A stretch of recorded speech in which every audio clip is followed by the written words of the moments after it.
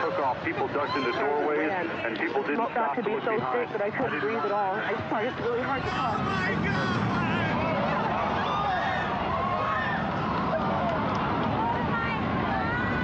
They're both down now. It's just a huge cloud of smoke.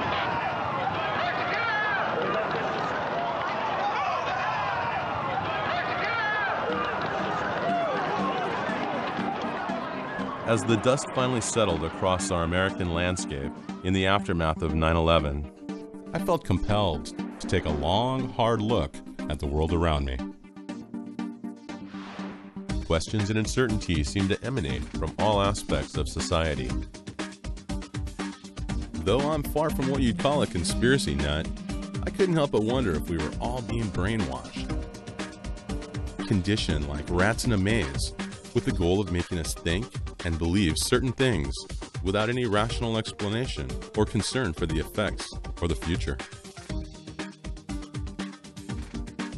Having worked in and studied advertising for many years, I was aware of the numerous allegations regarding subliminal messages used by marketing and PR firms. And while fascinating, for me the subject matter generally got placed in the category of urban legend. But one of Webster's definitions of the word subliminal is existing or functioning below the threshold of consciousness. And then it occurred to me, isn't that the way a lot of the media, politics, and pop culture operates? Below our level of awareness? So could it be possible that subliminal techniques were actually targeting our subconscious minds to get us to do what they wanted? After all, the media itself had popularized this very notion, not only on the network news from time to time. Subliminal. A subliminal message. Subliminal messages, the power of mind control. But by hyping and trivializing the topic in feature films, TV shows, and commercials like these. Hey, have you heard about the crazy new way to send a message today? It's flashed on a screen, too quick to see, but still you get it subliminally. Ladies and gentlemen, the 59 Chevy. See it? Isn't it beautiful? You used a subliminal cut. Oh, quite a few subliminal cuts from some photos I made.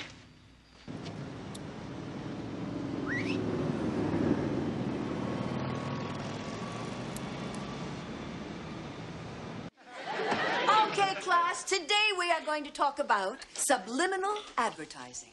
What's that? Scully, are you familiar with subliminal messages?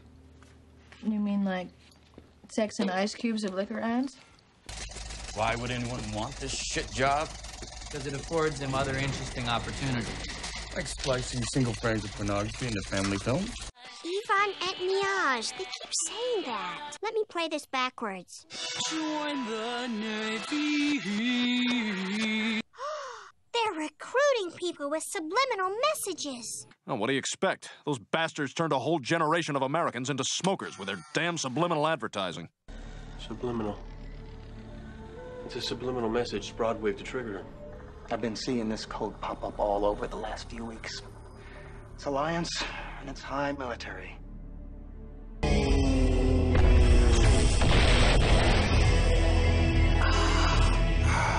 Subliminal advertising complete. See what I mean? The topic of subliminals came up again and again. But could such techniques really be contributing to a variety of social, political, and economic problems currently present in our culture, such as obesity, anorexia, and other eating disorders? The ongoing war on terror. And what about the ever-increasing amounts of debt that has tightened its grip on a growing percentage of the population?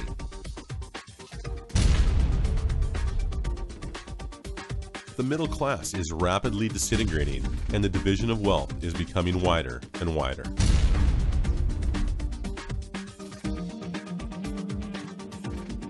Nevertheless, even leading up to the current economic recession, our rates of consumption have not slackened.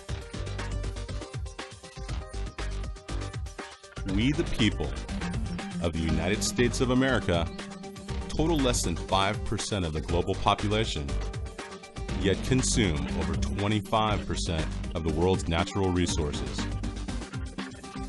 Is it possible that subliminal messages and other subconscious techniques have actually been programming the nation? I decided to find out for myself. Now you be the judge.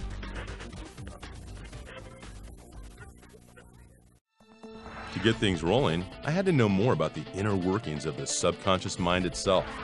So we met with the man I consider the godfather of subliminals, Wilson Bryan Key.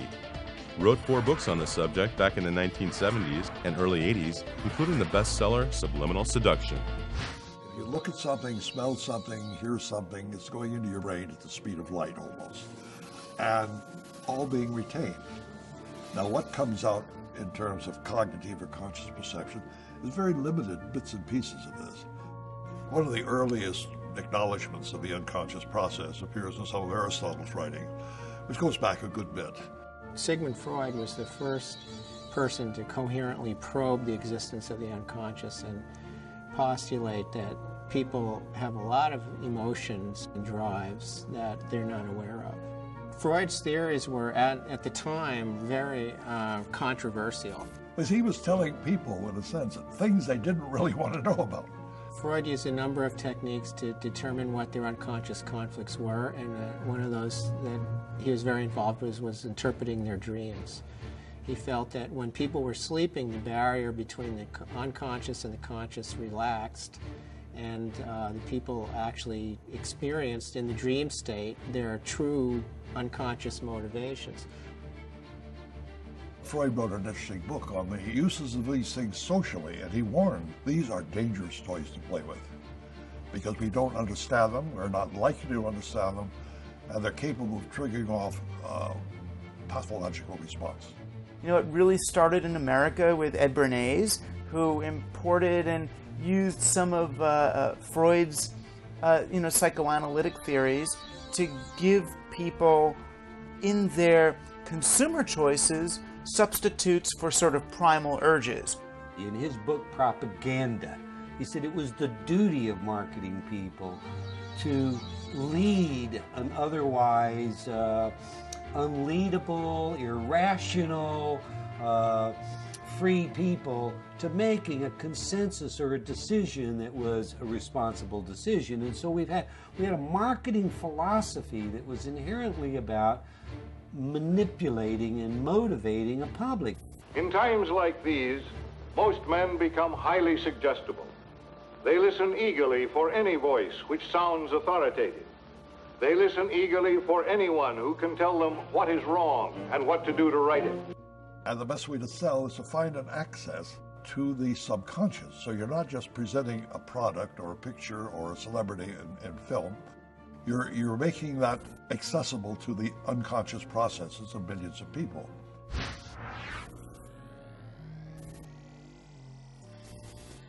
Most of America learned about the concept of subliminal advertising in 1957.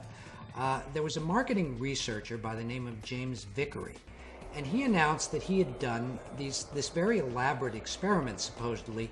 He claimed that he had conducted a secret experiment in a New Jersey cinema in which he had flashed the words "hungry, eat popcorn, and drink Coca-Cola" over the movie Picnic starring Kim Novak.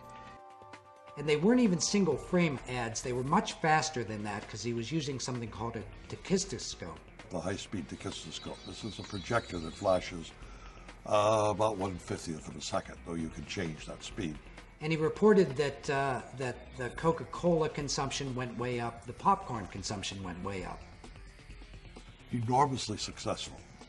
In a New York City warehouse, oddly lined with mattresses and chicken wire, Vickery held a press conference in the summer of '57 to unveil this technique.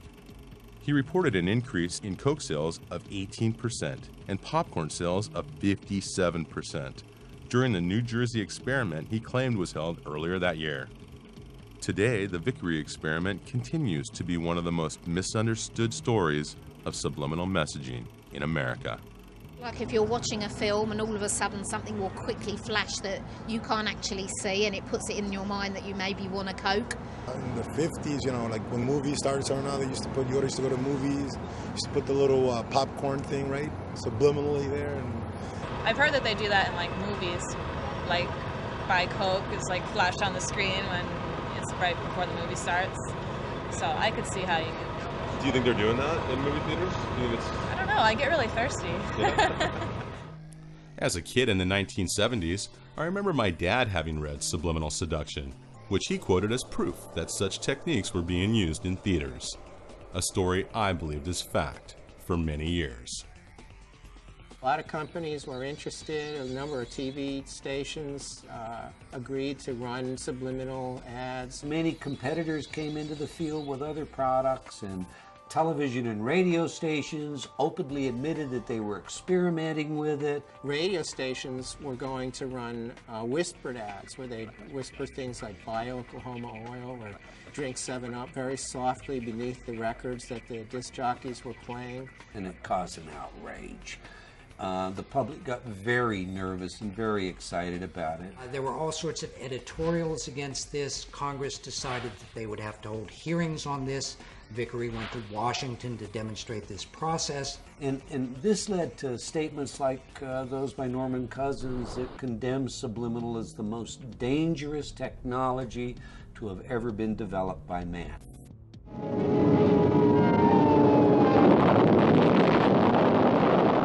Networks rather quickly decided that it was in their interest to prevent Congress from acting, so they formed this National Association of Broadcasters, and they all agreed that they would not allow subliminal advertising. And they took the position that it didn't work. They tried to calm the public's anxieties by insisting that it wasn't effective. Vickery dropped out of the consulting business and kind of retired. And as he later admitted, this was all basically a scam. The experiment that he said he'd done, he hadn't really done. Unfortunately, The Godfather never bothered to mention this fact in his 1973 bestseller, but rather has continued to perpetuate this belief to date. They increased the consumption of Coca-Cola and popcorn enormously.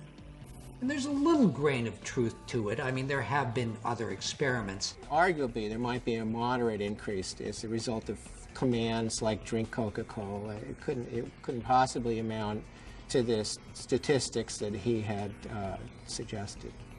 But once you let the genie out of the bottle, it's very hard to put it back in. So we've had this almost a mythos of subliminal advertising ever since then.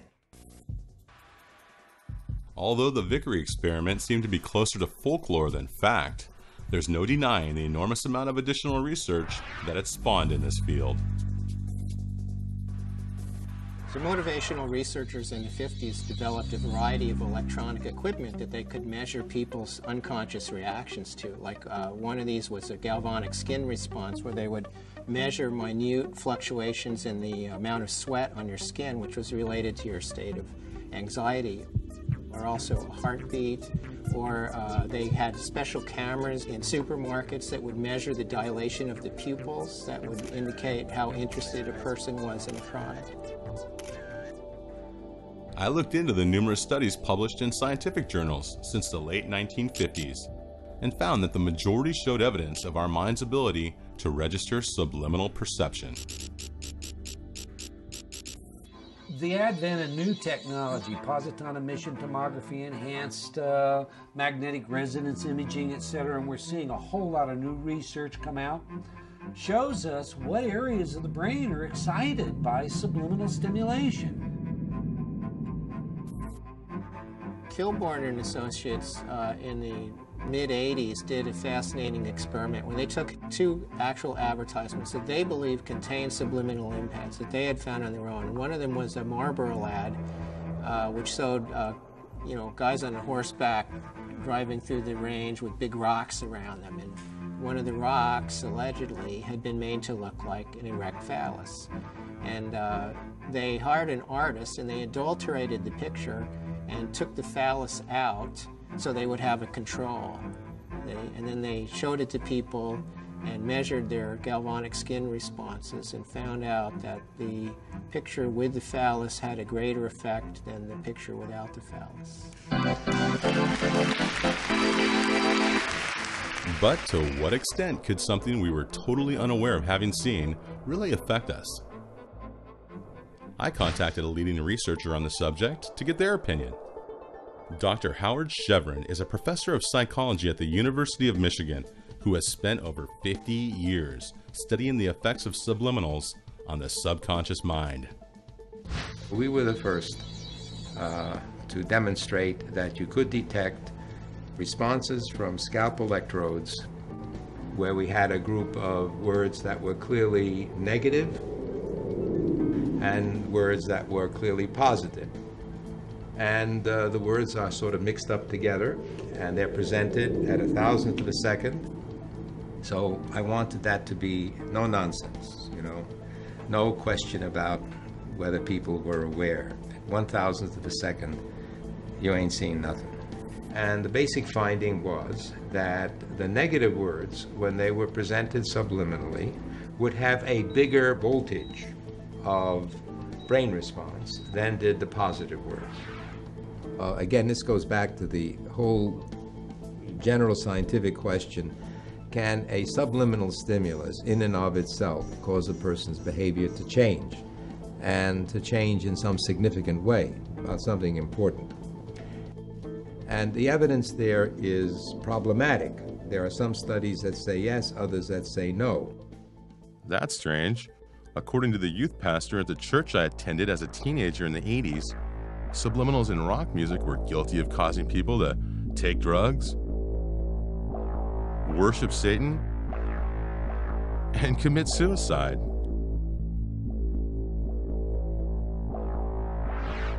And it all allegedly started with the Beatles. So I headed for the Big Apple to speak with senior editor David Frick, who's been at Rolling Stone magazine for over 25 years. For one thing, they were the biggest group in the world. They had carte blanche at the EMI studios at Abbey Road, and therefore they could pretty much do whatever they wanted. They were also unbelievably curious.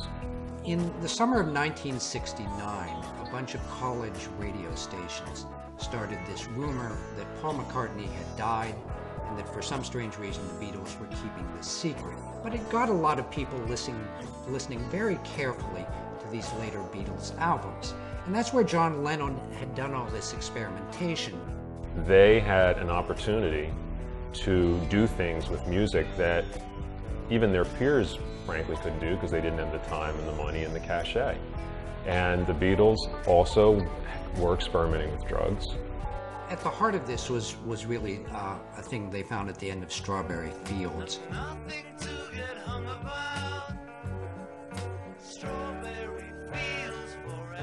I know, I buried Paul, that kind of thing, whatever.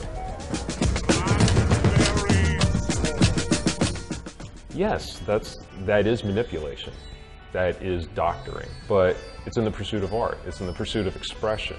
Lennon later told Rolling Stone magazine that what he actually said there was cranberry sauce.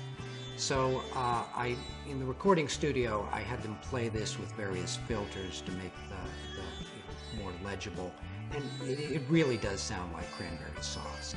There's a very big difference between, say, reverse messages and the artistic potential in manipulating sound. On the track Revolution 9, the track's title is repeated many times within the song. And if you reverse Revolution 9, it actually sounds like Turn Me On, Dead Man.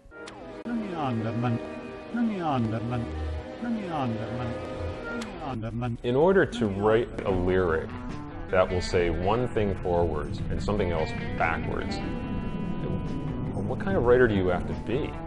That's a genius beyond my comprehension. I can't imagine that anyone's that smart.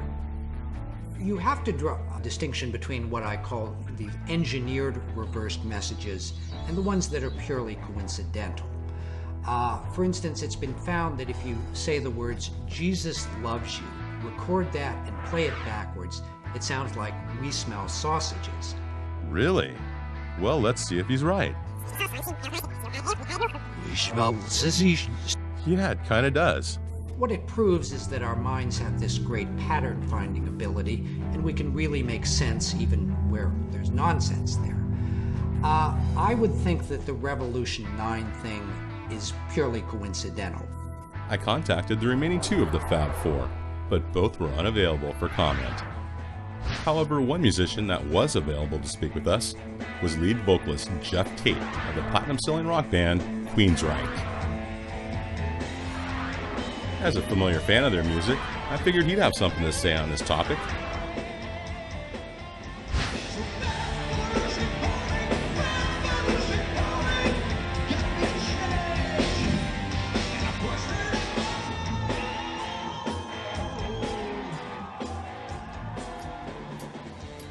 What we try to do with our music is to paint a picture, an audio picture, to best get across the message we're trying to convey with the lyrics. And we use whatever means we can to do that. The first album I remember hearing anything like that on was the Beatles' Sgt. Pepper. That was filled with all kinds of interesting sound collages and spoken word pieces and specialty sounds. You know, some people talk about, the dangers of subliminal messages. They talk about that in music, and I think that topic itself is subjective. What is subliminal? It all depends on who's listening. You know, I hear things very clearly in records, that are there, because that's my gig, that's what I do. I listen to things very carefully. Other people might think something's subliminal because they've never heard it before. Well, they're just not focused on it. So I think it's all kind of debatable. We'd like to forewarn you to brace yourself, because what you are about to see is hardcore truth that much of the mainstream media would like to keep hidden from your eyes. Another person who seemed to know a lot about subliminals in music was Pastor Joe Schimmel of Fight the Good Fight Ministries. He's produced a Christian rockumentary about the messages in popular music called They Sold Their Souls for Rock and Roll. People would be blown away if they realized the subversion that takes place in popular media, and that the agendas that lie in back of much of that subversion. One group that he addresses as having contributed to this trend in music was Led Zeppelin, the biggest selling rock band in history. Here we see Robert Plant, while singing Stairway to Heaven, telling his fans that sometimes words have two meanings, as he signs with his hands that they are both forward and backwards. 'Cause sometimes words have two meanings. But basically, backwards, and over 25 words backwards straight, it says, "Here's my sweet Satan. I want to live it backwards like the Zepp, whose power is Satan, and he will give you 666. Rock recording engineer Andy Johns agreed to meet with us to set the record straight on this issue. He's worked with some of the most famous bands in history and engineered Led Zeppelin 2, 3, 4, and part of Physical Graffiti. I was sitting in a room when I was producing Cinderella in about 1987. This child who was on methadone started questioning me on this backward masking. It's crap. This satanic phenomena goes far beyond the scope of human ingenuity and is demonically inspired. Bob Garcia of A&M Records stated, quote, "It must be the devil because nobody here knows how to do it." Well, there's no point to that anyway. And you can make anything up you want if you wish. So I believe personally, deep down, they know what's going on, and they were seducing their fans into, hey, the whole power trip. Backwards masking is rubbish. It never happened. We never did it. That's just a fact. I was there. There's so much evidence out there, but it's under the surface at first, and I think when people begin to see it, hopefully they care enough about truth more so than experience. While the jury was still out on this, I figured one way to reach my own verdict was to conduct a mini experiment with a small group of high school students who were unfamiliar with the alleged satanic messages found in this portion of Zeppelin's Stairway to Heaven, which you now hear. We divided them into 3 groups and had them all listen to the same small section of the song, both forward and backwards. For the first group, we displayed the satanic messages which Schimmel and others have claimed were present when played in reverse.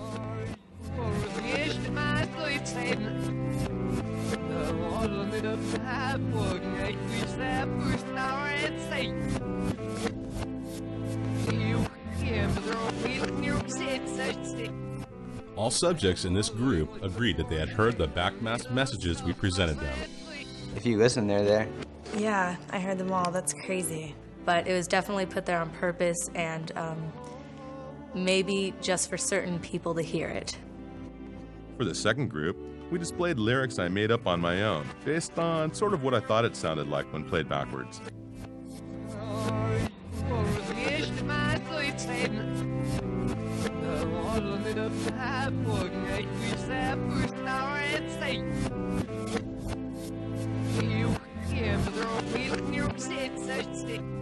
All subjects in this group also agreed that they had heard the messages we gave them.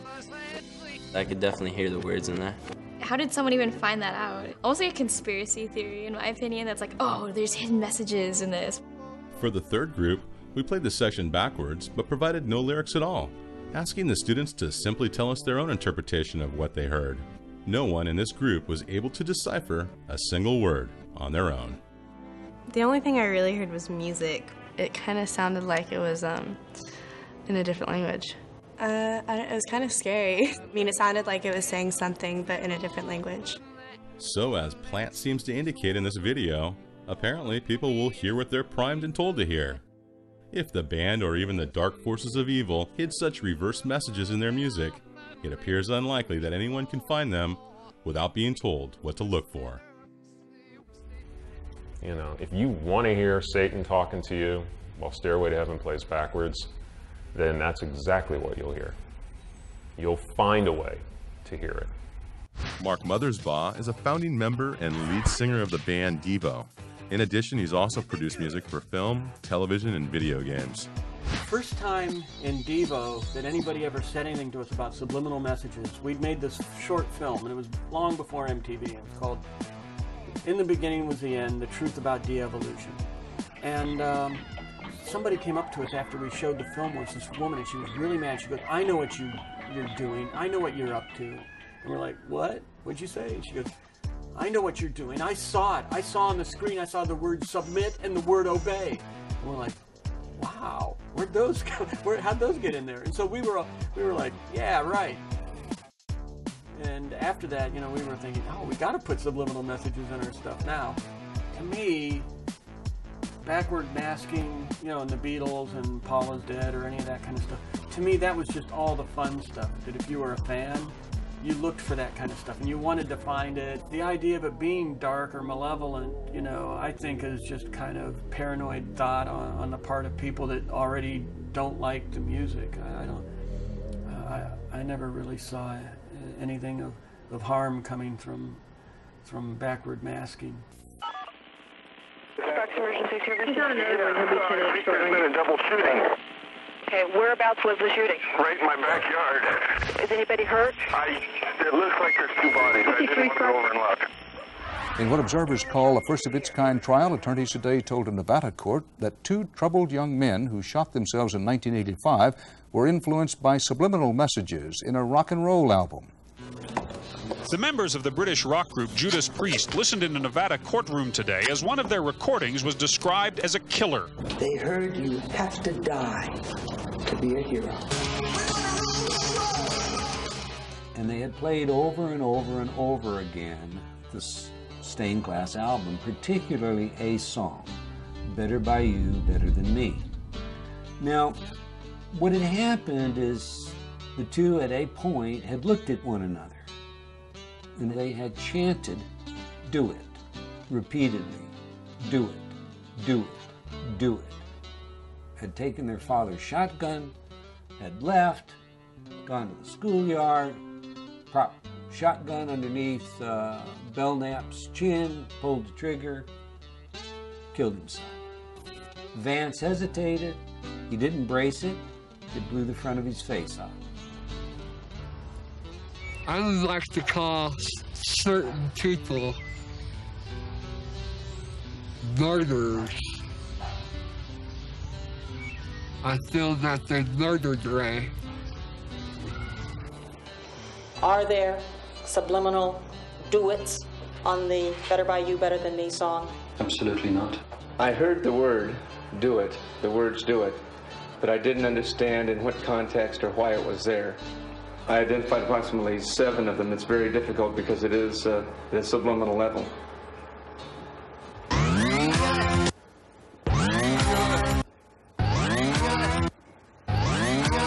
The group, Judas Priest, admitted that they had used subliminal messages on other recordings, just not this one. It is the claim of subliminal messages that propelled this case to trial. Similar lawsuits claiming rock music caused damage have been thrown out of court because lyrics are protected as free expression under the First Amendment. But the judge in this case says subliminal messages are not protected as free speech. What is really on trial here is the whole concept of subliminal persuasion. The courtroom is no place for reveries about the unknown capacities of the human mind. We took the judge into the control room and played all of the 24 tracks that were mixed to make this record, and showed the judge how, you put, it was actually at the end of a vocal, and so there was an exhalation of breath combined with a guitar sound and then if you listen to that with the thought in mind, the suggestive thought in mind that it says do it, you can hear do it. So yes, it was there. And that's what made me so puzzled when the judge concluded that if it was there accidentally. That made no sense to me at all. CBS never produced the original master. The original 24-track master would have been required in order for us to determine whether it had been intentionally placed there or it was indeed a coincidence of sound. And so I argued that it was the straw that broke the camel's back. And the judge decided, look, they had all kinds of reasons to harm themselves, and to make a case for that alone, it didn't hold water. Prosecution have alleged us and tried to paint this picture of drug-crazed Satan worshippers, and nothing could be further than the truth. It's absolutely ridiculous and bizarre. And people just don't appreciate that, we're humans with feelings like everybody else, and we don't all sing about love. We would get power from our emotions would just soar with the music, and then would go up and down, and it was like a drug, like a narcotic. Did you understand what he said? He said, looking back now, the music would almost drive you crazy. Drive you crazy? Well, yeah, it did. I wanted to climb the walls. I couldn't stand it. And his behavior would just change. And you can't always blame it on the parents. You can't always blame it on the music industry. You can't always blame it on movies and television. But all these things we have to acknowledge are influential factors on children and their decisions. So all of these things should be looked at and considered. I couldn't agree more with the pastor on this one. And as a filmmaker, I had to explore further how the movie and TV industry might be affecting us subconsciously.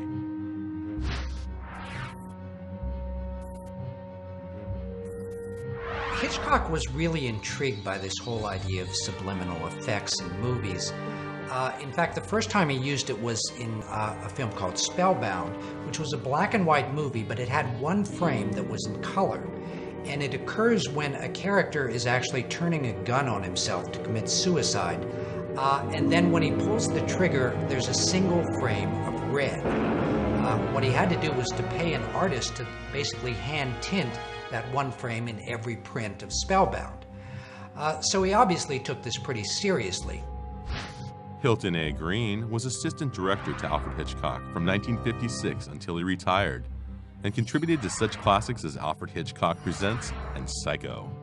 Oh, I saw him in the editing room where he would cut right down to the frame, just frame by frame where he'd want his cuts.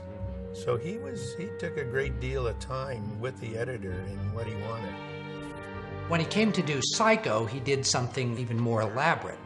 Towards the end of the film, there's a very slow dissolve to a shot of the police pulling Janet Leigh's car out of the swamp. Well, during that dissolve, Hitchcock superimposes this kind of skull-like face on Tony Perkins' face.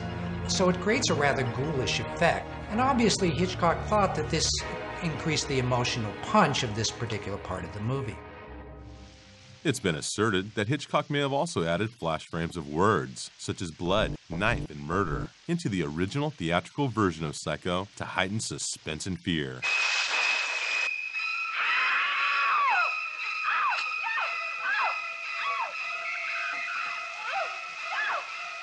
Audiences are very gullible. I just feel that you can lead an audience like Hitchcock would do, and I think you could do it with subliminal. It would be very effective. If murder and knife and that sort of thing was intentionally put in, it was done, I wasn't around, it was done when he worked with the writer. Christopher Coppola is a writer, producer, and director who also apprenticed under his grandfather, composer Carmine Coppola, on the film Apocalypse Now. Walter Merchant and Richard Beggs, with some of the electronics in Apocalypse Now, they were always mixing real sounds underneath sounds that weren't associated with the object to make you feel a certain way, or anything that would heighten a certain fear during the warfare. On top of that desire to be very, very accurate was this desire to go very deep psychologically. I mean, there were any number of tricks or things that happened in the soundtrack of that movie. During the helicopter attack on the village, a wooden trestle bridge is destroyed, and so these wooden timbers their explosions. Also mixed in with that were the sound of bowling pins being struck with a bowling ball.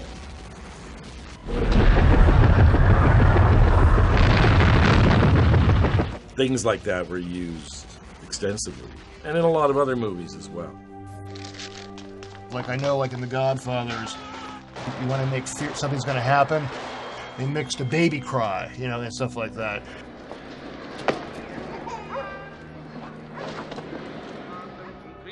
The baby crying is very, very important to pay attention to, because otherwise there's no future. That's why babies' cries are so irritating. You can't ignore it. Satan? I do renounce him. To me, that's creative, and that's tapping into this part of the brain. If you want something out in front of people, you don't hit them over the head with it, but you have it there so the audience maybe doesn't realize that, but it's imprinted in their mind that it's, when did I see that? Friedkin was another director who was rather intrigued by this idea. And in his film, The Exorcist, he actually uses subliminal shots in at least two very key parts of the film. One of them is in a dream sequence, and the other is during the actual exorcism. To tramp underfoot serpents and scorpions, to confront this cruel demon. What you see are very brief two-frame shots of this kind of cadaverous face. And so like my brothers and I would always freeze frame on that one frame, and it's terrifying. You don't even want to look at it. So it does something to you, you know. So the question is, why are you doing that? In my mind, Exorcist was a groundbreaking film. It had never been done before. So he was really experimenting with the concept of being totally afraid and fear. Director David Fincher has applied similar techniques in some of his more recent films, including Seven, where he implants a very brief two-frame shot in the thrilling conclusion to add a dramatic punch when the hero, played by Brad Pitt, learns that his wife has been murdered.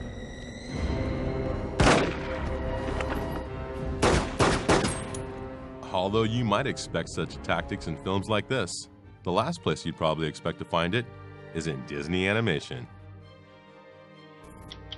Last June, delegates to the Southern Baptist Convention's annual meeting voted to boycott Walt Disney. They are pushing a Christian bashing, family bashing, pro-homosexual agenda. There was the suggestion that a clergyman became sexually aroused while he was performing a marriage ceremony. The allegedly offending bulge goes by in less than a second. But if you were to slow down a few frames of this scene, you might think the preacher was indeed more than happy to see Ariel. There. Right there, right there, right there. What is it? It is clearly his knee. Everybody knows it's his knee. Not everybody. We ask for a transformation of Disney, or Disney will go down. And what about the numerous claims of hidden sexual imagery in other animated Disney films? such as this phallic symbol in the background of the original movie poster from The Little Mermaid. The letters SEX, formed by flower petals in the night sky of this scene from the theatrical and VHS release of The Lion King.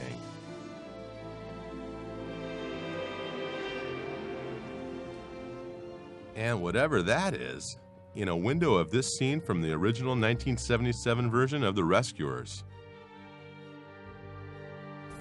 Disney has repeatedly denied such allegations. It's just people spending too much time looking for things that aren't there. With the re-release of these films to DVD and Blu-ray, former Disney CEO Michael Eisner is finally right. The hidden images really aren't there, no matter how hard you look, because they've all been sanitized and removed from the newer versions. However, the public scrutiny, bad press, and comedic satire still plague Disney to this day. That's how we can sell sex to little girls. See, if we make the posters with little girls reaching for your junk, then you have to wear purity rings or else Disney Company looks bad. If hidden sexual imagery might be considered subliminal, what about the modern-day epidemic of product placement? We thank you so much for this bountiful harvest of Domino's, KFC, and the always delicious Taco Bell. You can see that the movie star is holding a Pepsi right there, but you're not thinking of it as a commercial, you're thinking of it as a movie. Converse All-Stars, vintage 2004. Don't turn your face up like that. I know you want some. All you gotta do is ask. Even product placement is normally a subliminal thing because you really don't think, hey, that guy's drinking a Coke, but you do see it and it does register in your brain.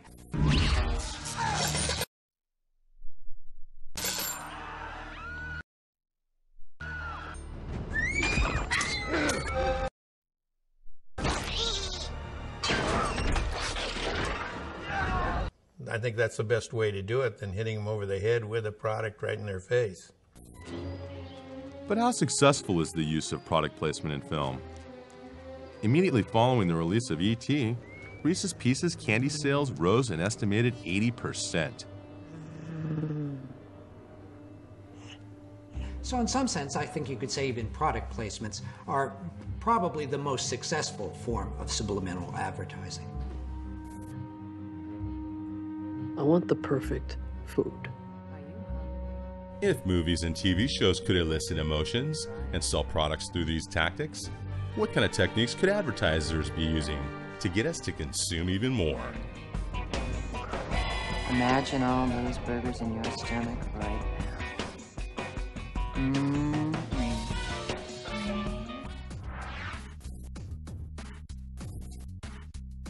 Jerry Mander spent 15 years as an advertising executive during the 60s and 70s, including 5 as partner and president of a San Francisco ad agency. He's best known for his books, 4 Arguments for the Elimination of Television and In the Absence of the Sacred. The average TV viewer sees about 30,000 commercials per year. That's 30,000 repetitions of a single message. And the single message is, buy this, do this, it's going to make you feel better, you're going to like it. If you're not doing it, you're probably not very hip.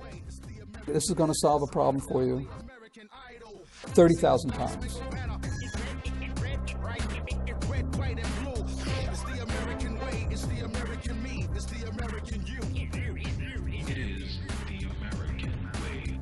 Systemically, advertising works better on people who are lonely and afraid. It's a kind of a form of reverse therapy. You know, you go to a therapist because he wants to resolve your unconscious conflicts and make you feel better about yourself.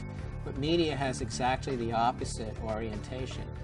You need to create tension in the viewer, conscious tension and anxiety, so that they look to a product for relief.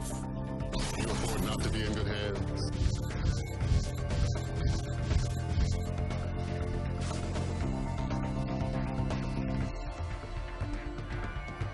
If people are happy, they're not going to buy stuff they don't need. There's been memos that have been circulated, you know, where insider advertising executives have said, it's our job to make women feel bad about themselves. We really believe that this is the way a woman should look. This version of some guy's marketing plan that he's set up. They all look at that pretty ad. You know, I like the boobs I'm looking at while I'm up. They don't realize that they're being engineered.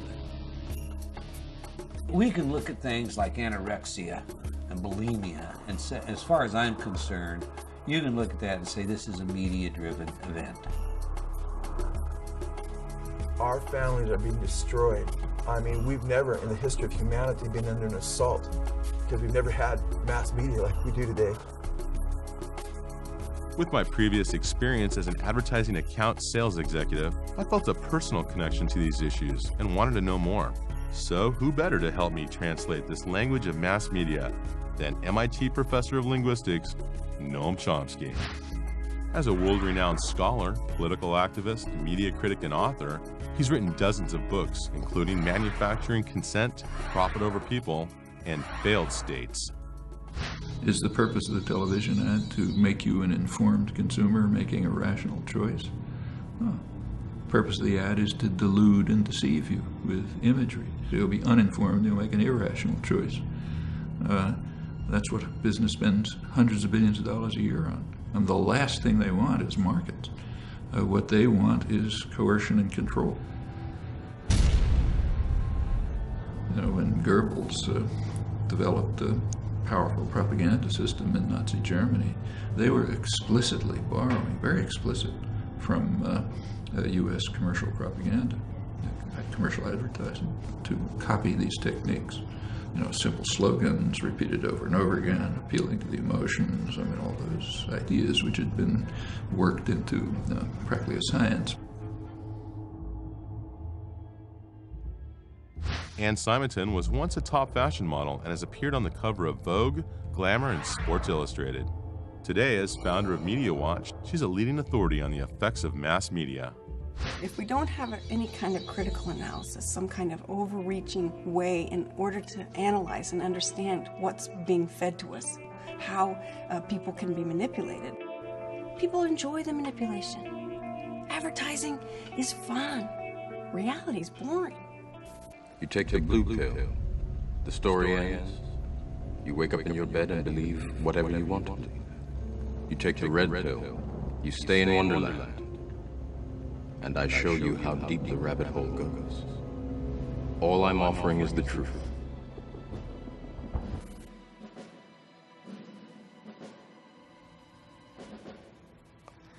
Let's see, TV pretty much. Advertisers are looking to get the attention of younger and younger children. And any advertising directed to a young child should be considered subliminal, because young children don't know the difference between the ad and the program. It all blends seamlessly together.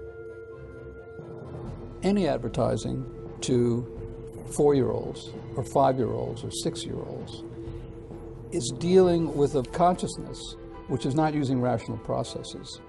People use the television as a babysitter, right? They plop their kid down in front of a TV, and there's no guidance, there's no instruction, there's no parent sitting there watching TV with the kid. They start targeting children at 9 months old. They've noted that by 2 years old, they can achieve brand loyalty and recognition. This is extraordinary.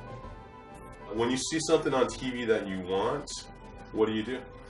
Ask my mom for it. And what if she says no? I just keep asking and annoying her for it. You know, every psychology student discusses, of course, the 4 fundamental drives, the 4 F's. There is fight, flight, feeding. You never forget the 4 F's when they're explained to you that way. Our society, largely driven in part by advertisers motivating us to consume, we end up with the 5th drive. It's more. More.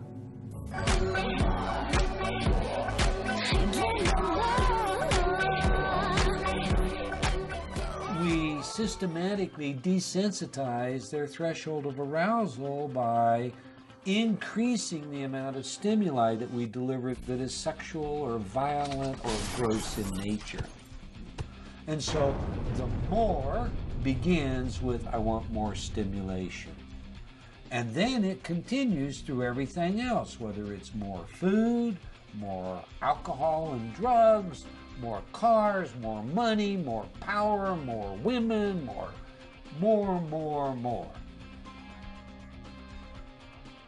I mean, why are people maxed out on their credit cards? They're buying things that, you know, who knows if they need them or not. I mean, consumerism becomes a secular religion where we use certain material goods to fill holes in our souls. Any one of us can be trapped by this. I mean, I would ask anyone to look around their house at how many things that any of us have bought over the course of the last 10 years we don't use. Simply knowing what's going on is not going to protect you from the effect. You can know perfectly well that they put this gorgeous model in an ad to get you all excited about Coors beer. The fact is, it's still going to work. We're all consuming and acting and behaving precisely the way that they want us to. It's what the church does, it's what monarchs did, it's what advertisers do, and you know, and the game continues. Some are wondering if perhaps there was a subliminal ad, a flash of a commercial product seen on the show. But how deep does the game go? What are the rules? And is subliminal advertising really used to ensure that the house always wins?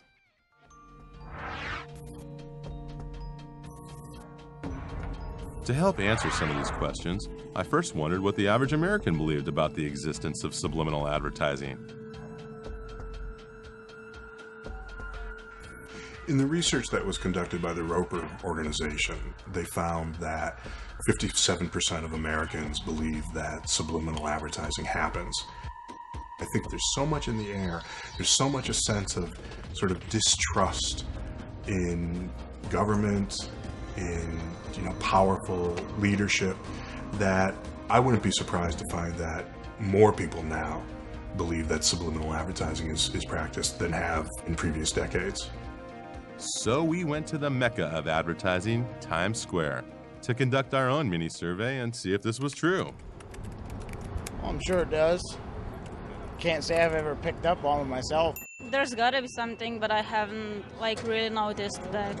Not as much. I don't think nowadays. I think it's pretty straightforward. Well, I think there's certain advertising companies, that for whatever, trying to market an item, just subliminally, they'll throw something in and then you don't even think about it.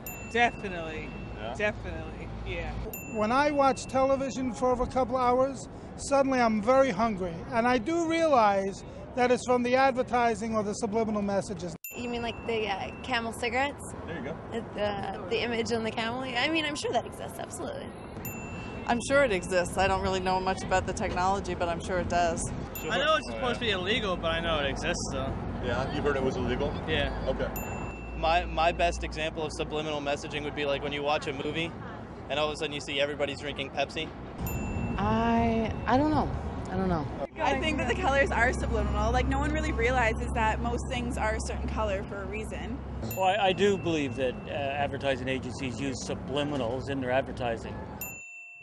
A significantly higher percentage of those we spoke with did believe that subliminal advertising existed today. But where was the proof? And could it really be used to sway a person's feelings and decisions toward a certain product? I tried to remain open-minded as we returned to the experts for an explanation. To be effective, a subliminal message has to either stimulate an unconscious anxiety or satisfy an unconscious fantasy. You discover very quickly that the human brain is extremely sensitized to things that deal with the beginning of life, reproduction, sex, as we vulgarize it, and the end of life, death. Now, if you can plant something in there that's strongly motivating, sex and death, the unconscious will remember that for a long time. We don't know for how long. According to Key, examples of this type of subliminal embedding date back much further than we're aware. However, not everyone we spoke with agreed on this. Most people can see what they want to see in almost anything. And there's an author who's a I mean, it's a sad and paranoid guy who sees sexual imagery and ice cubes and everywhere he looks. Is there any way you could call that something else? I mean, it's not a telescope, it's not a Leaning Tower of Pizza, it's a penis. The problem is we hide this stuff from ourselves. We don't want to deal with it. And once you come to terms with this, it turns the whole world upside down. If the medieval artists can do it, why not Chicken McNuggets?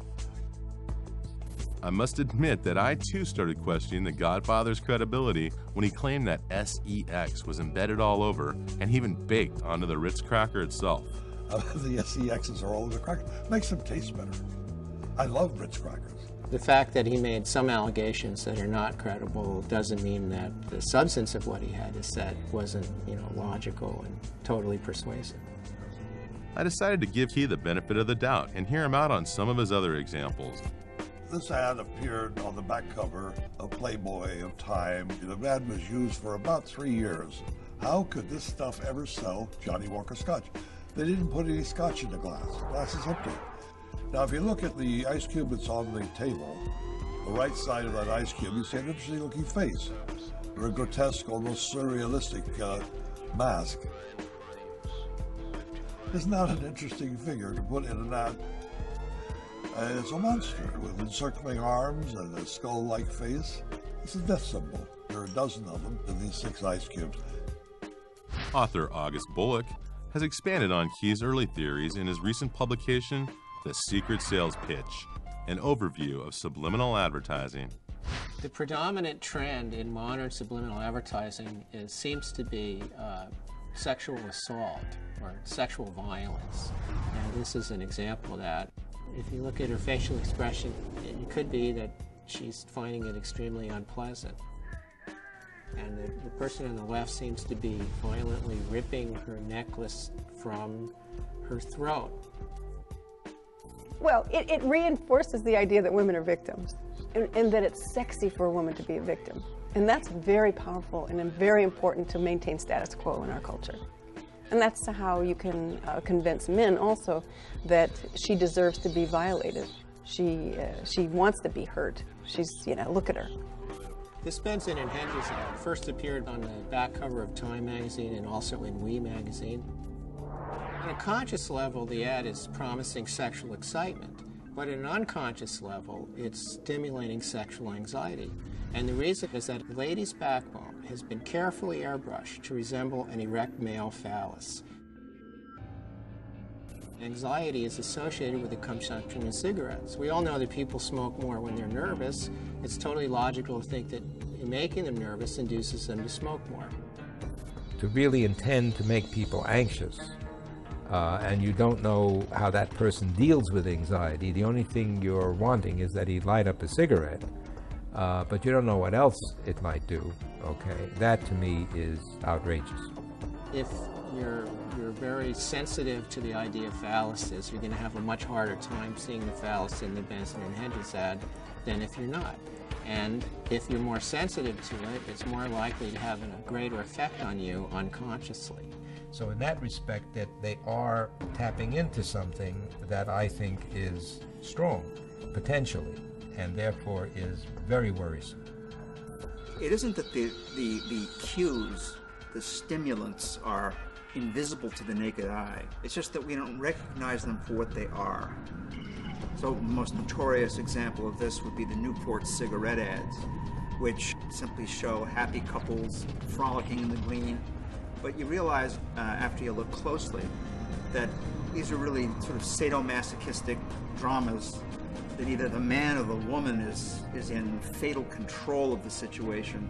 So that would strike me as a good example of a subliminal pitch. It's all right there on the surface. We just don't know that the surface is, in fact, exactly what it is. For me, the bottom line, as I was saying before, you don't mess with the unconscious, because you don't know. You don't know what the effects might be. Still, not everyone was so convinced. After spending 5 or 10 years looking for any truth at all in it, I don't see any use of subliminals as they were defined in the 70s.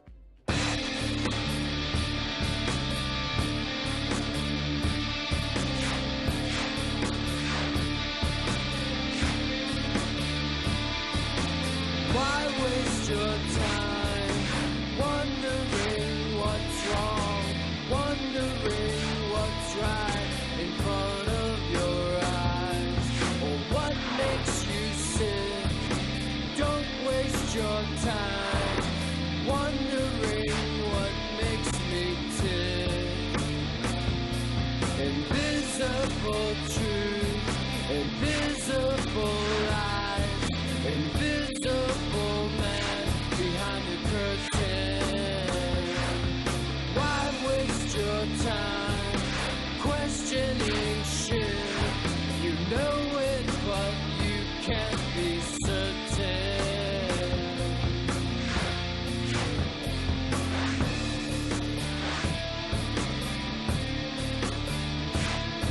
Well, sex ain't what I need, but sex gets the job done. It's not like you've been shooting heroin. Buy a new wardrobe, buy a new Audi.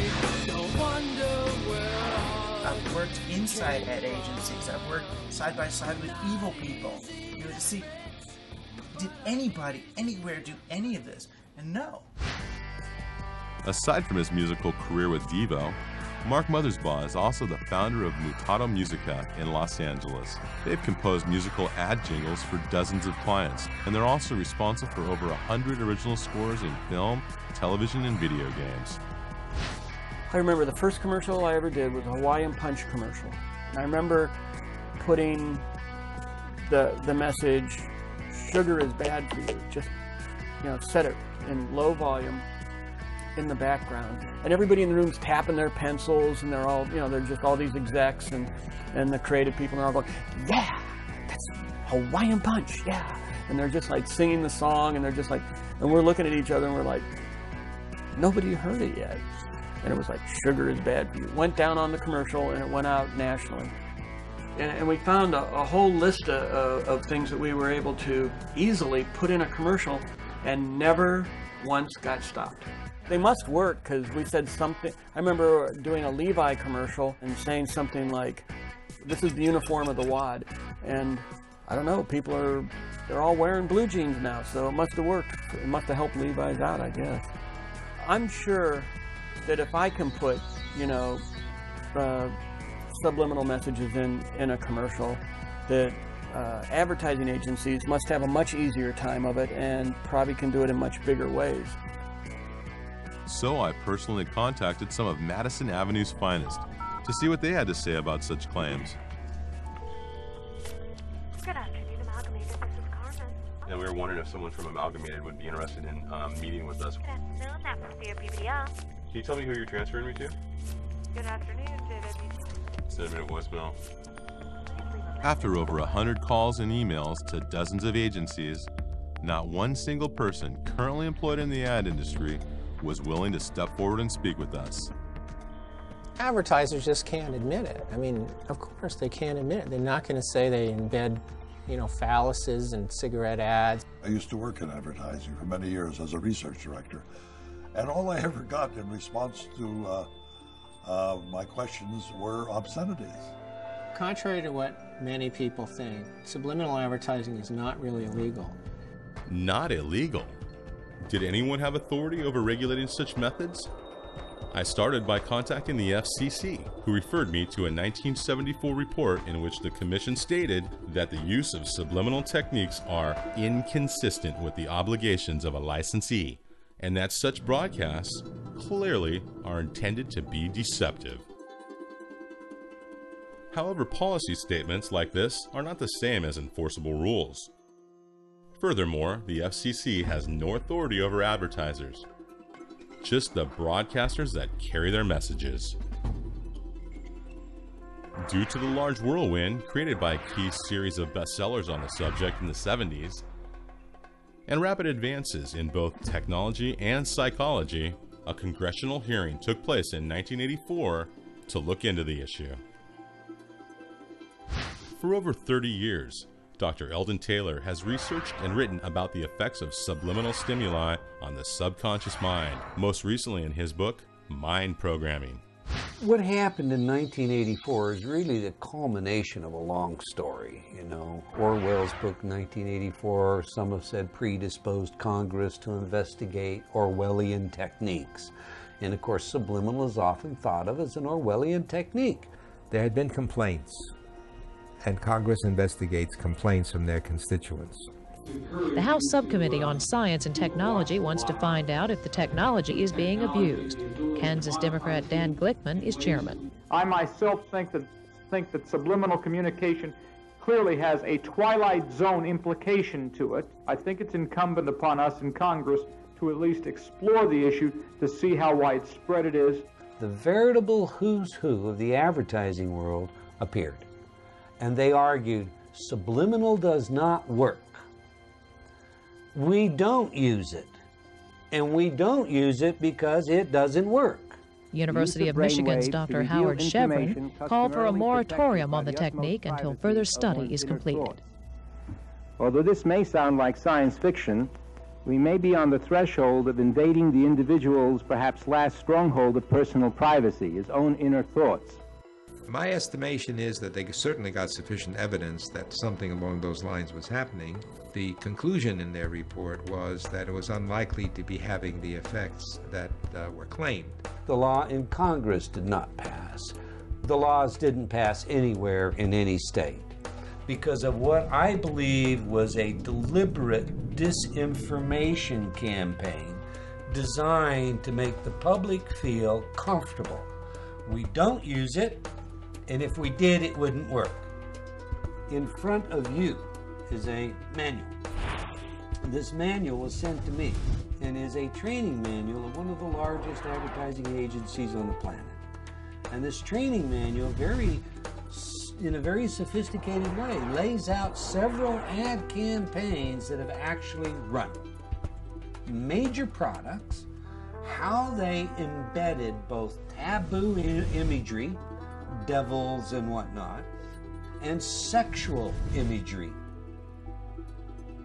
So, not used, I know that is just flagrantly false. There was a memo, which I have a copy of at home, from the National Association of Advertising Agencies that went out to every advertising agency in the country advising them what to do if I come to town. They said, keep the hell away from this guy. A crazy person writes a book about a fraudulent joke experiment and ends up creating such a stir that an organization is created, the American Association of Advertising Agencies, to dispel the myth. So I contacted the 4A, which is basically just a members-only club of ad agencies that include the most proficient and successful persuaders in the world. I was referred to Vice President of Public Affairs, Kip Chang, and requested an interview to find out about their current stance on subliminal advertising. Unfortunately, after numerous email requests, he refused to meet with me. So, during one of our trips to New York City, we dropped by the Chrysler Building to see if I might be able to persuade him. I'm here to see Kip Chang. From what company? 4A. Surprisingly, Mr. Chang gave me and my cameraman all passes to come up to the 4A lobby.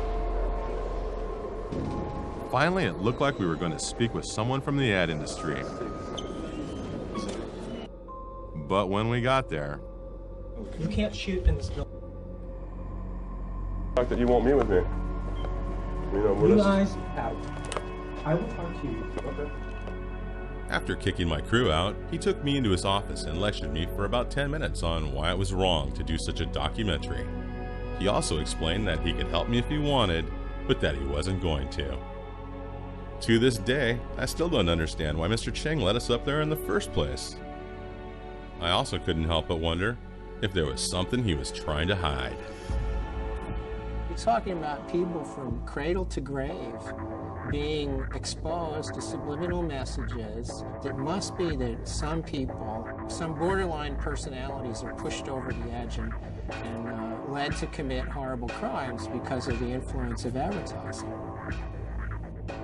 There is loose in their test people like me today whose dangerous impulses are being fueled day in and day out, by violence in the media in its various forms, particularly sexualized violence.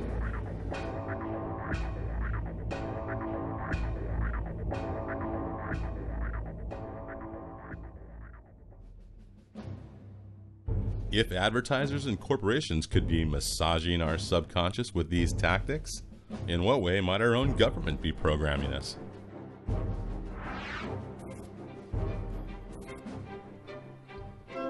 In the 2000 presidential campaign, George Bush ran an attack ad against his opponent, Al Gore. The Bush prescription plan, seniors choose. And at the end of the ad, it said, "Bureaucrats decide." And for a brief second, for about a 1/30th of a second, the letters RATS got very large.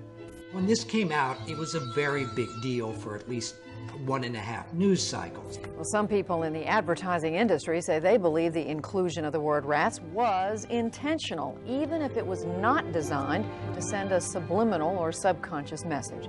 Now, that is not an accident. Will Robinson is a Democratic media consultant not associated with the Gore campaign. He finds it implausible that no one noticed the word rats when the ad was in production. Someone made a decision to put that word up on screen and make it part of the spot. And they worked hard to make sure it was that way. The Bush campaign, of course, has denied this. They say that it was an accident. Just ask the man who made the so-called rats ad, Republican consultant Alex Castellanos. Let me see if I can say this more clearly for you. I didn't know it was there. It's a ridiculous thing. There is no secret rat strategy to win an election that I'm aware of.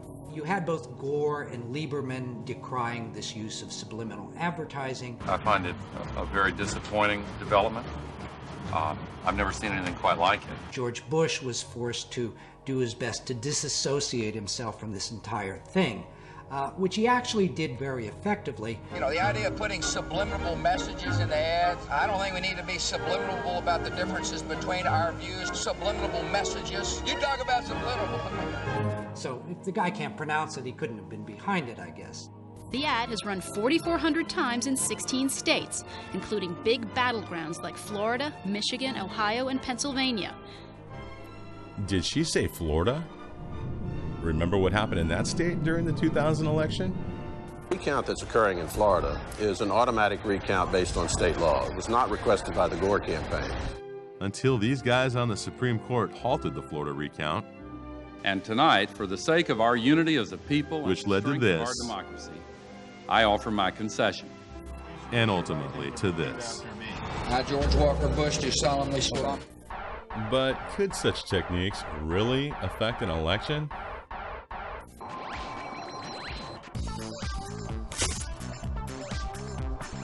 This week on Science Sensei. Remember subliminal advertising? Now, cognitive scientists at Hebrew University in Jerusalem have shown that some thoughts and behaviors can be affected subconsciously and subliminally by commonly used symbols. They asked Israeli volunteers to complete a computer-based survey about their opinions on core issues in the Israeli-Palestinian conflict. But for half of the volunteers, subliminal images of the Israeli flag were flashed throughout the question and answer session. The flashes were 16 milliseconds, faster than we can do here. You might expect that exposure to such a strong nationalistic image would polarize people to one political extreme or the other. But in this case, the subliminal image of the flag pulled people from both ends of the political spectrum toward the middle compared to the control group. And phone calls to these people after the elections confirmed that most of them followed through when they actually voted. This research is important because it shows that subliminal messages can affect your attitude and behavior. For Science Central News, I'm your Science Sensei. I'm Science Sensei, and I approve this message. After taking office in 2001, the Bush administration and numerous government offices and large corporations spent exorbitant amounts and hit record levels in their production of video news releases to push their agendas. I wondered if this kind of media manipulation might fall under an expanded definition of subliminal. A video news release, or a VNR, is created by a public relations agency, usually, in order to communicate a specific message on the behalf of a client. whether it's a politician or a corporation or a government office. Amy Goodman is host of Democracy Now!, a global, grassroots, independent daily news hour, broadcast on over 500 public radio and television stations in America and around the world. The use of video news releases has to be challenged at every level in this country, VNRs as they're known. The government puts them out, corporations put them out. They'll have a fake reporter who's actually a public relations professional. And this story goes out to newsrooms around the country. So there are people watching a program that they think is news, but the actual news reports aren't news reports at all, but are paid advertisements that look like news reports. This is someone pushing a product, but it's presented as a fair and balanced report, which it, of course, isn't. While I don't know if I would call that subliminal, I do think that it fits into this entire environment of so much of our media operating on a below the radar, below the threshold of consciousness. There are hundreds of channels. Can they all be doing this? What matters, though, is not the channels. It's who owns those channels. And that issue of media consolidation is critical. The rise in the use of video news releases has a great deal to do with the conglomeration of the mass media. Because as more and more TV stations around the country come to be owned by the fewer and fewer players, there's more and more cost cutting that goes on in the newsrooms of these stations. When you look at a media environment where only 5 or 6 companies control the vast majority of the world's media, and they work in collaboration with each other, and they share members of boards of directors and things of that nature, like in the same way that I say we have to broaden our concept of subliminal, I think we also have to broaden our concept of what a conspiracy is. They're using our airwaves, and they have a responsibility to bring out the full diversity of opinion and to get to the truth, not to bring you news stories that are disguised as their own when they're simply government or corporate propaganda. I think that we're censored heavily without us even realizing it. I mean, just omitting a story from a newspaper is censorship. That happens every day. This is why media monopoly matters. You really can silence different views. You can silence dissent when a few media moguls own so much, when you have just a few framing who is right and who is wrong, who is evil and who is good. The Bush-Cheney administration has used VNRs to push their prescription drug plan, and they've used it particularly heavily in trying to spread the word about the weapons of mass destruction inside Iraq. That is no longer a mainstream media. That's an extreme media beating the drums for war.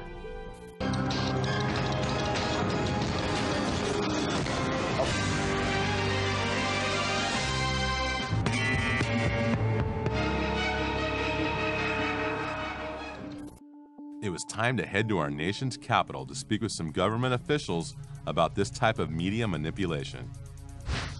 The campaign has been one of disinformation and misinformation. The war in Iraq was based on lies. That's generally accepted. It's interesting there's been no consequences.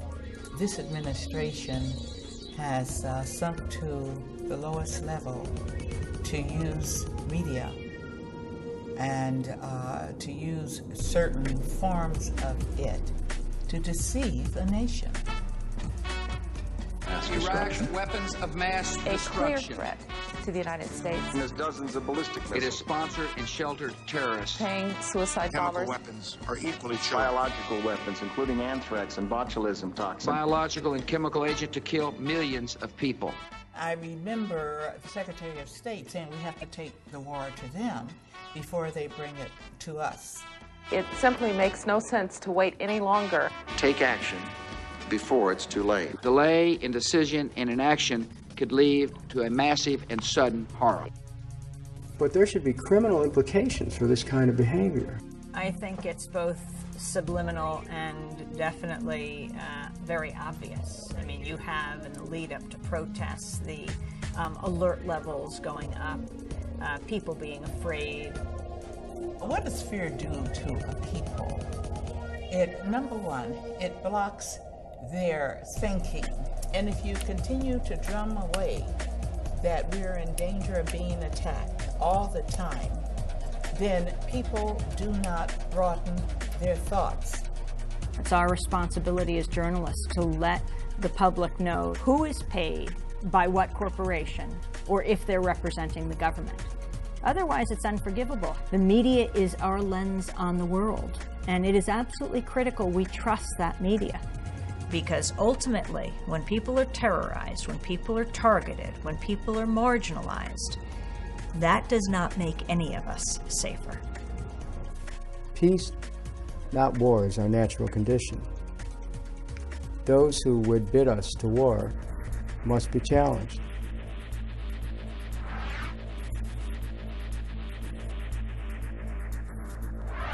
In my ongoing research, I learned about military divisions within the U.S. Army called Psychological Operations Units. Their main goal is to influence a target audience, such as governments, organizations, or individuals, and to induce specific emotions, motives, and ultimately, behavior. When you start to talk about psyops, of course, people start looking for your tinfoil hat. Psychological operations is what I prefer, because psyop kind of sounds like it's a, clandestine thing. And I'm not into conspiracy theories per se. An Army document written in 1980 by the former commander of the 7th Psychological Operations Group even mentions how psyops techniques may approach the subliminal. The fact is that highly sophisticated ways of incapacitating people, of terrifying them, making them anxious. Our military and our intelligence bureaus have been studying this kind of invisible weaponry for decades. I mean, it's at least as old as the Cold War. Meet retired Colonel John B. Alexander, a man trained in psychological operations in the mid-60s, and author of Future War and Winning the War. The main emphasis then is how do you crank out leaflets and things of that nature. Of course, technology has moved considerably since then.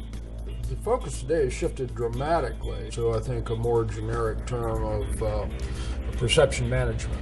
How do you project the image of the Army in this day and age? The U.S. government and military has poured hundreds of millions of dollars into propagandizing the Iraqi people, in paying newspapers, reporters, editors to plant stories in Iraqi media.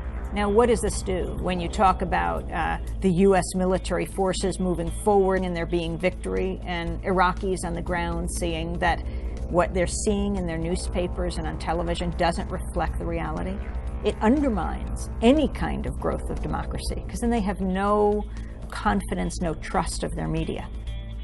Call me crazy, but I started to wonder if similar psyops techniques were being used here at home against us.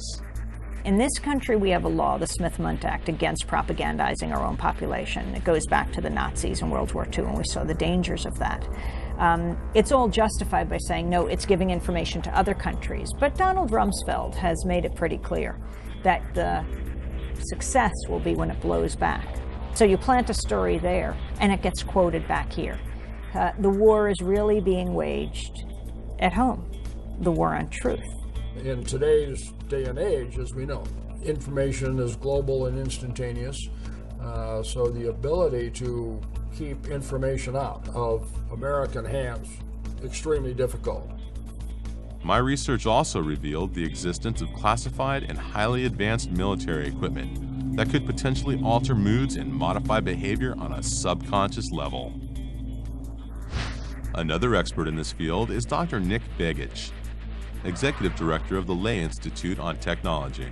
He's written several books on this subject, including Controlling the Human Mind and Angels Don't Play This Harp. You know, the Gulf War was interesting, the first Gulf War in the early 90s when the whole war was taking place. We were asked often, are there new systems being used here? Because the way in which one of the largest armies in the world, essentially gave up. I mean, it was like children in an elementary school on their first fire drill, running out of the bunkers and surrendering. And from my perspective, it looked like one of these technologies for influencing behavior had been applied, and it was the Scottish media after the war that reported on Project Solo. So now we have very sophisticated systems like Commando Solo, C-130, that's basically an airborne television radio station that circles the area, broadcasting the message directly in that you want to have the enemy receive. But one of the other things they do is they piggyback signals on other carriers. In other words, the broadcasts already going on in the area. In other words, the Muslim music and prayers that all of these troops were listening to every day, they would piggyback a signal on that would create anxiety and fear as an emotional state. I asked the colonel if there was any truth to these claims of new technologies applied during Desert Storm. Not that I'm aware of. To disclose these technologies, this changes everything. One of the finest articles on the subject is an article called "The Mind Has No Firewalls," and if you look at it, it is a fine explanation of all of the various ways to carry a signal in that would influence human behavior at a distance. Whether you use TV, radio, electrical grids, the internet, all of these things can be effectively used and have been demonstrated. These technologies that we're talking about today, because the American public wouldn't accept them, because the American public would see them as a violation of the Constitution, the only way they could be introduced is an environment of fear. And what environment do we have today? You know, this is an Occam issue, Occam's razor. The simplistic stuff works. Then why did the government and military conduct secret experiments on the general public with projects like MK Ultra in the 50s and 60s? But the idea first was they looked at chemical means, telepathine, LSD, all of the psychoactive drugs to see what would happen.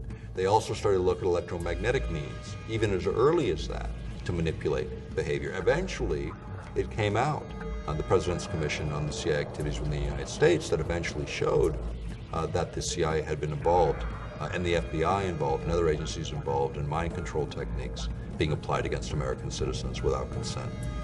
And MK Ultra was a part of that. And what about the FBI techniques used against David Koresh and the Branch Davidians at the standoff in Waco back in 1993? And in what may be the weirdest turn of events so far, the loudspeakers also pumped out Tibetan monastery chants at steadily increasing volume aimed straight at Rockvan Koresh's sanctuary.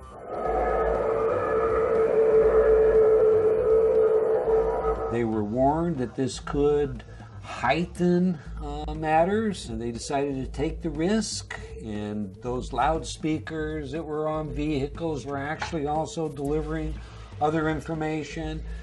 Now we're talking about words and specific voices that people would recognize on a subliminal level that they would not consciously be aware of. They tried a number of things. We know that they tried the sounds of killing rabbits and things of that nature. They're supposed to be, you know, intuitively abhorrent. Noise that would affect you on a fear level, to create fear and anxiety. Really though, you know, when you think about it, is that really the right thing you wanted to do in that environment? Or did you want to bring people to calmness, to thinking more clearly, to being more analytical? You know, what they did is they agitated the situation. They created an explosive situation. The results are now clear.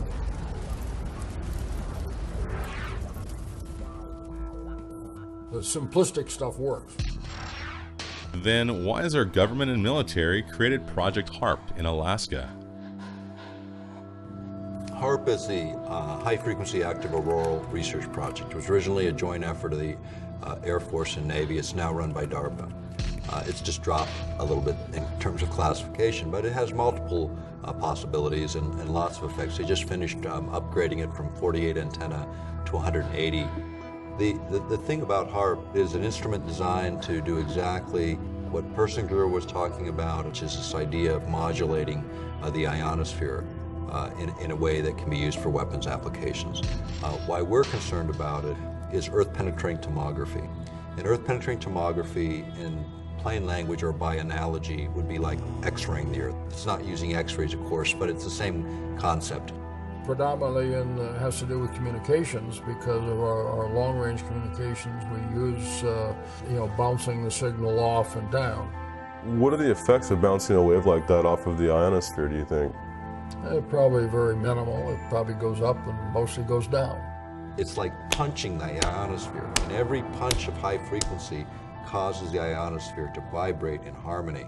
That it converts the ionosphere from direct current to alternating current, and then it behaves as a giant broadcast antenna, pumping the signal back to the Earth in the ELF range. According to the PSYOPs Mind War document mentioned earlier, the effects of ELF, or extremely low frequency waves, on the human body has been connected to both physiological disorders and emotional distortion. Infrasound vibration up to 20 Hertz can subliminally influence brain activity, inclining an audience toward everything from alertness to passivity, and could be used in conjunction with media broadcast as well. In the case of ELF, where you have these very low pulsed signals, you get what's called a frequency following response, an FFR in the literature, or brain entrainment is often referred to it in that way. And this is where the brain actually locks onto these external signals, even these very, very subtle signals. It locks on and begins to mirror. And so the brain patterns fall into those patterns, which is a change in emotional state. In the conspiracy arena, they talk about a whole host of effects, up to and including turning people into zombies or whole societies into zombies and all that. Again, the evidence against that is we haven't got any societies of zombies. Our Bob Tube is doing a pretty good job on that, by the way. Look at them. You know, when you talk about conspiratorialists, let's talk about the military and what their job is. Their job is to think of every horrible situation that could ever occur and then develop a plan around it. That's conspiracy theorist at the ultimate level, with billions and trillions of dollars to spend to figure it out.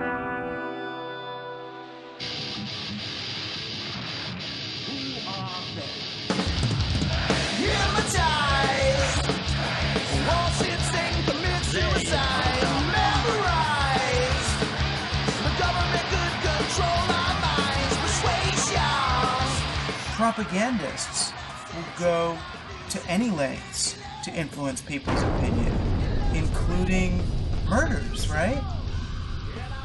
I mean, whoever's responsible for 9/11, were they doing it to kill those 3,000 people, or were they doing it to influence the world? They say it's okay and we do it anyway. Suicide. They want people to follow orders, push buttons, stand in line. They're afraid to death of the rogue mentality.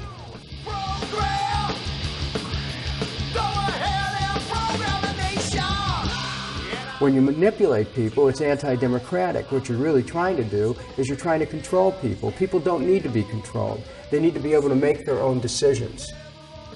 Consciousness to freedom to think is a fundamental human right. The idea of violating free will is something that even God doesn't do. And yet man thinks they can do this. At this defining moment, change has come to America. But has it really? Or is this more of the usual political propaganda from our most eloquent new leader? If the facts are clear that we're currently engaged in a mind war, how long will we remain plugged into their weapon of choice? Killing our boredom while we sit back, passively entertained, and do nothing. Baghdad, 3,000. What can we do? Lives have glamour. I am the queen of opulence. This is mass madness, you maniacs! In God's name, you people are the real thing. We are the illusion. So turn off your television sets. Turn them off now. Turn them off right now. Turn them off and leave them off. Turn them off right in the middle of the sentence. But in today's society, where media saturation permeates far beyond the television, is that really enough? If enough of us were to rise above our subconscious to a greater level of awareness and collectively united by tuning out and turning off, Can you imagine the mass movement that would take place? Remember the last time something like that happened? I have a dream today. Ask not what America will do for you, but what together we can do for the freedom of man.